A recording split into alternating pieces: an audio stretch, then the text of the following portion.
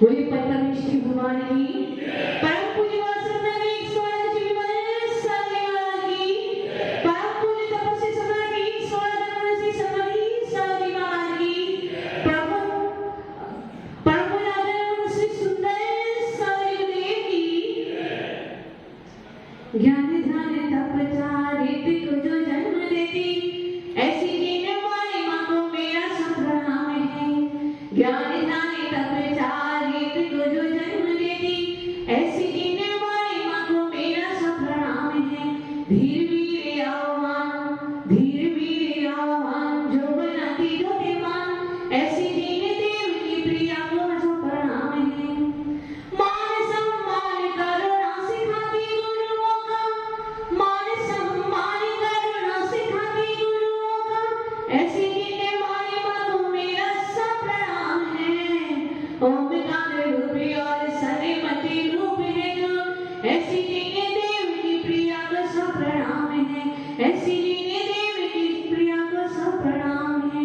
बोली गोसाम जिवाली माता की मंच से आचरण एवं समस्त मुनिराजों के आत्मा के चरणों में कोटि शरणम करते हैं।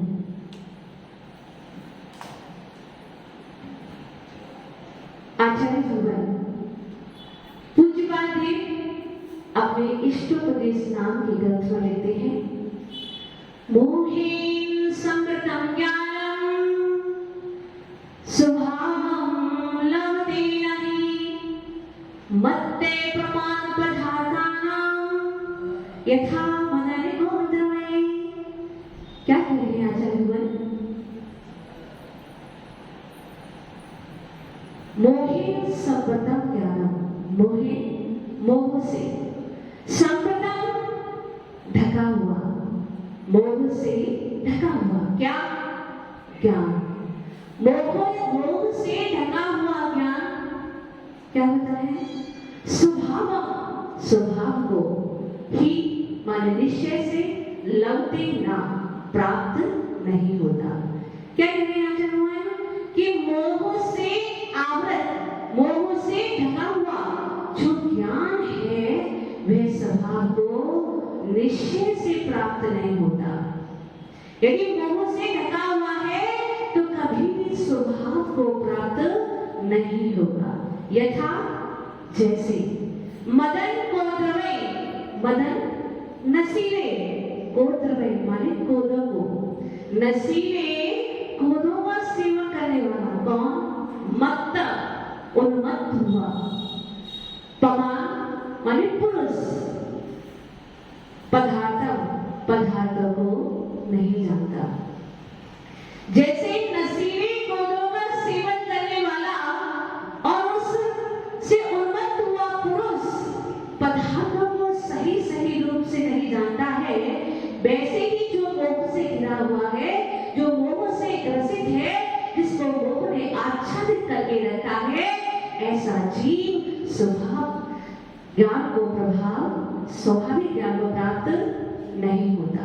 मोह क्या करता है?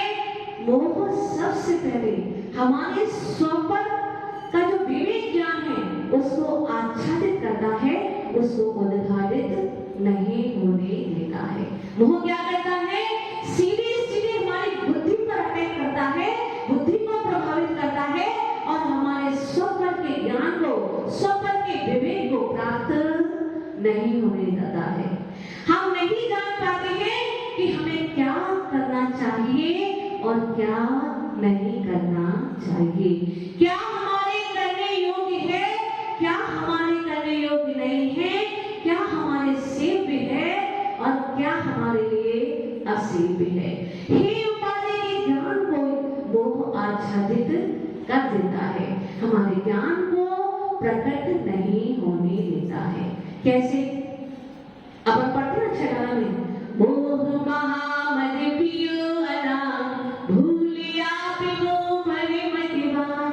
मोह क्या है? एक मदिरा है। क्या है? मोह एक मदिरा है, जो इसका सेवन कर लेता है वह अनादिकाल से संसार में परिभ्रमण करता रहता है। ऐसे ही तो हमारी दशा है, हम भी तो इस संसार में अनादि से भ्रमण कर रहे हैं। जिसने शराब का सेवन किया है उसका तो एक जीवन खराब होता है। जब वह शराब का सेवन कर लेता है कोई शराबी, तो नालियों के किनारे पड़ा रहता है, सूअर भी आके उसके मुंह पर चाट जाए तो उसको पता नहीं चलता। कभी स्त्री को माता कहता है, कभी माता को स्त्री कहता है। ऐसे इसकी बुद्धि भ्रमित हो जाती है। हम उस पर दया करते हैं, देखो कैसा व्यक्ति है, शराब के नशे में डूबा है और नालियों में गिरा है। जिस मानव में मोक्ष लाने की क्षमता है, एक समय में 14 वायु गमन करने की क्षमता है, शक्ति है, वो नालियों के किनारे बितर में पड़ा है, उस पर हम दया करते हैं। लेकिन क्या हमारी ऐसी स्थिति नहीं है? क्या हम सब नहीं जानते कि जितने भी पदार्थ हैं वो मेरे नहीं है? हमें नहीं पता कि ये स्त्री, ये पुत्र, ये परिवार, ये संबंधी हमारे दुश्मन है, हमारे नहीं है। जो दिख रहे हैं, जो साक्षात दिखने में आ रहे हैं, जो हमारे देश से अपृथक हैं, ऐसे पदार्थों में हम जड़ बुद्धि रखते हैं। हम देखते हैं कि स्त्री का साथ कहाँ तक होता है? कब तक? घर की देवती तक। पुत्र भी कहाँ तक जाता है? अग्नि तक, चिता जलाने तक। लेकिन फिर भी हमारा सारा पुरुषार्थ किसके लिए हो रहा है? परिवार के लिए, संबंधियों के लिए। हम अपने लिए जरा भी पुरुषार्थ नहीं करते। क्यों? क्योंकि मोह ने हमारी बुद्धि को भ्रमित कर दिया है।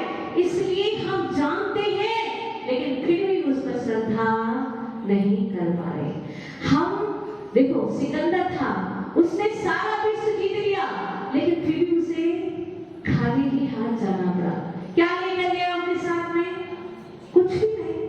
हमें सबको पता है, हम सबको भी पता है कि हम अपने साथ में एक चवन्नी भी ले जाने वाले नहीं हैं। फिर भी क्या कर रहे हैं? 7 पीढ़ियों की सुरक्षा, 7 पीढ़ियों तक की व्यवस्था कर रहे हैं और अपने इस अनमोल जीवन को व्यर्थ हो रहे हैं। हमें पता है, हम जान रहे हैं, समझ रहे हैं, लेकिन क्यों भरोसा नहीं कर पा रहे हैं? क्यों श्रद्धा नहीं कर पा रहे हैं? हम जानते हैं जिन्हें भगवान ने जो कहा है वो अक्षर सत्य है, उसमें बिल्कुल भी असत्य नहीं है। उन्होंने जो देखा है वही तत्वों का स्वरूप प्रतिपादित किया है, लेकिन फिर भी हम उस पर विश्वास नहीं कर रहे हैं, श्रद्धा नहीं कर रहे हैं। हमारी आत्मा एक बार भी कचोटती नहीं है कि जिस सम्यक दर्शन को हम 8 वर्ष की उम्र में प्राप्त कर सकते हैं और आज हम 60 वर्ष के हो गए, फिर भी हमारे जीवन में सम्यक की कली वो खिली नहीं है। वो सम्यक का कलमल विकसित नहीं हुआ है। यदि हमारा बच्चा स्कूल से नहीं आए 1 घंटे तक, क्या होगा? सारा घर को हाथों पे उठा लोगे, मेरा बच्चा अभी तक नहीं आया, मेरा बच्चा अभी तक नहीं आया, कहाँ गया, कैसा होगा? पूरे जितने भी परिचित लोग हैं सबको फोन करोगे, सबसे पूछताछ करोगे, सबसे रुदन करोगे, रोओगे, बिलकोगे, चिल्लाओगे। इतनी चिंता हो जाती है कि न खाना याद आता है, न पीना याद आता है। लेकिन कभी हमें इस बात का भान हुआ कि हमारी उम्र के इतने पड़ाव बीत गए और आज तक हमें सम्यक दर्शन की प्राप्ति नहीं हुई? क्या ऐसा हमारे अंदर में कुछ होता है क्या? कभी ऐसी बात चलती है क्या अंदर में? कभी हमारी आत्मा ऐसे कचोटती है क्या? नहीं कचोटती। यदि कचोटती, हमारे अंतर में ऐसे विचार होते, हमारी ऐसी भावनाएं होती, तो हम भी निश्चित रूप से आज वहां नहीं होते, हम भी यहाँ होते। हमारी बुद्धि को मोह ने भ्रमित कर रखा है। हमारी बुद्धि हमारे हाथ में नहीं है। देखो कर्म तो क्या है? पुद्गल है। कर्म कैसे है? पुद्गल है और हम चेतन है। हम चेतन है, कर्म पुद्गल है, फिर भी ये पुद्गल कर्म हमको नाच नचाते हैं। जैसा जैसा वो नचाते हैं, वैसा वैसा हम नाचते जाते हैं। अपनी बुद्धि का, अपने विवेक का बिल्कुल भी प्रयोग नहीं करते। और जो हमें रास्ता दिखा रहे हैं, जो हमारे ऊपर कल्याण की भावना रखते हैं, जो हम पर करुणा दिखा रहे हैं, ऐसे गुरुओं की बात को हम स्वीकार नहीं करते। उनकी ही बात को हमने आज्ञा मान स्वीकार कर ले, तो हमें आज्ञा सम्मिलित तो हो सकता है, हमारे जीवन में भी कमल सम्मिलित का खिल सकता है, लेकिन हम उनकी बातों की भी श्रद्धा नहीं कर रहे। हम किनके वंशज हैं? महावीर के। किनके वंशज हैं? महावीर के। तो क्या महावीर स्वामी के पास धन दौलत नहीं थी? कोई सुख सुविधा नहीं थी? अरे जब उनका जन्म होता है तो देवता आकर क्या करते हैं? रत्नों की वृष्टि करते हैं। 6 माह तक जब गर्भ के समय, जन्म के समय रत्नों की वृष्टि हुआ करती है। सारी प्रजा सुख से समृद्ध हो जाया करती है।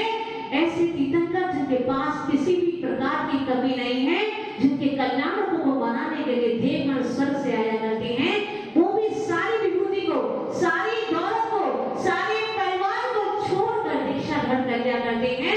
और फिर भी ये लक्ष्मी उनका साथ नहीं छोड़ती है और समूह की विभूति के रूप में उनके पीछे पीछे दौड़ी दौड़ी चली जाती है। क्यों?